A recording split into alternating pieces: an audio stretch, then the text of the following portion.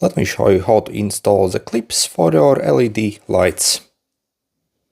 Okay, so if you want to install it, first you see you can actually take this thing apart. So you see, simply pull this upper part out so it's loose like this. Then what you have to do is, as you see, you have basically these two arms here, one over here and one over here. As you see, basically the spring actually is resting on those arms. So what you want to do is, so with this end, so this tiny like hook, you simply position like this. Okay, so simply observe what I'm doing. I will simply hook it on the first right arm over here. So like this, put it down, and then simply with my other finger simply press this inside.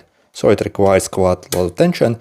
Then you see it pops in there. And finally also insert this inside.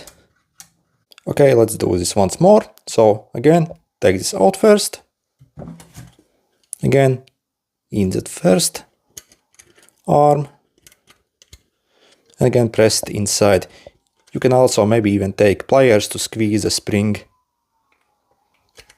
Okay, so you see it simply fastens then on the other side, and then you simply place this inside here and job done.